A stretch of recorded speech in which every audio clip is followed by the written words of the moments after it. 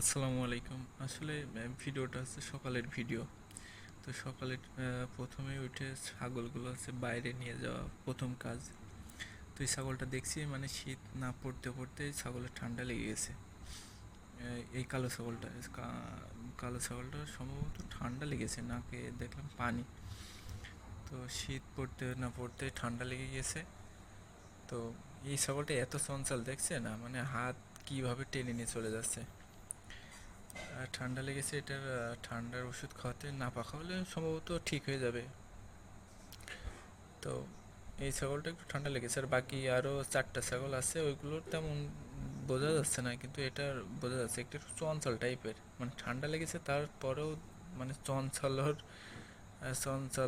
কম হচ্ছে না। তো ছাগল দেখি আস্তে আস্তে শুরু করতে চাচ্ছি, বড় খামার তৈরি করব, মানে একে প্রথম দিকেই তো আর বড় করে করা যায় না।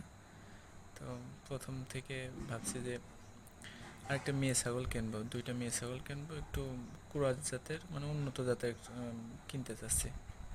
এটা বিটল জাতের, মানে বিটল ক্রস।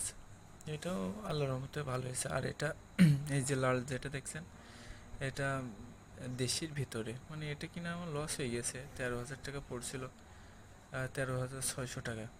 তো এটা কিনা এখন দেখছি যে ওই কালো ছাগলটার তুলনায় এই